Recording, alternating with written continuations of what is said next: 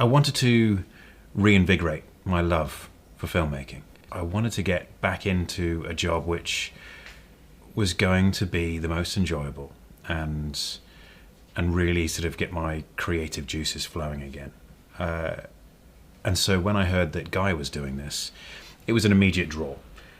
For me, my most enjoyable job has probably been The Man from U.N.C.L.E. with Guy, and arguably my best job as well. And so the opportunity to come back on to a project like this, to work with Guy, with this sort of subject matter, was a no-brainer for me. And so I jumped in with both feet very eagerly, and very happy to be here. For me, the interest in him came from the kind of person it took to be someone like him during that period.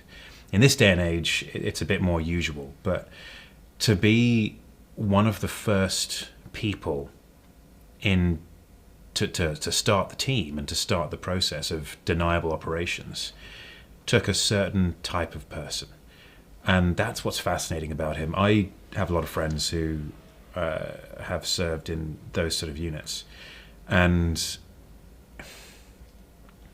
I feel a sense of duty to represent them properly. And while this is less of an historical documentary and more of a character piece, I wanted to put that sense of fun into these characters, as well as the danger. They're extraordinary people, but they were also slightly mad. The mission in this movie is so important because it was about removing Nazi Germany's U-boat dominance in the Atlantic, and by U-boats I mean submarines. And the war would probably have been lost had this mission not been successful. And Gus's line, whether it has still survived or not, I'm not too sure, but him saying we're giving birth to deniable operations is important because of the time. It was something that was unthought of.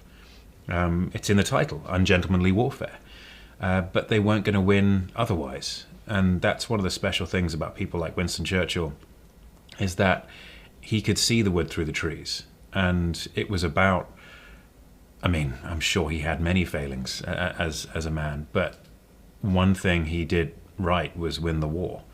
And if he didn't, by doing things like this and forming teams like this, then we'd be living a very different life now. The wonderful thing about Guy Ritchie is that he's excellent at crafting character, but you can't just be excellent at crafting character. There have to be people who can pull that off, and this team of actors is very good at pulling that off. They bring their own little piece of something to each of these roles, which make them unique and not just a carbon copy of something that Guy is trying to portray. Everyone has their challenges as a character, and everyone fills their role so wonderfully, and it's great to see. Expect a characterful, fun ride.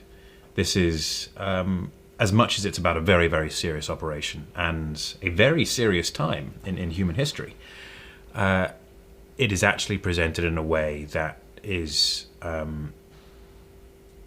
devil-may-care sort of attitude of these extraordinary individuals.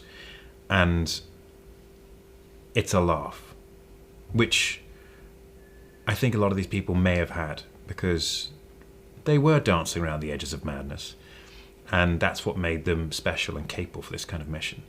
And so people can expect to see unusual characters doing bombastic things.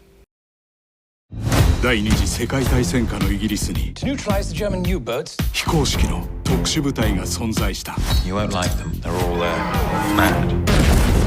Marvelous.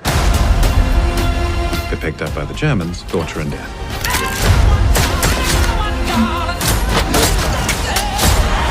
Abort this mission now. Sorry? Can't hear you. Please do. Oh. アンジェントルメン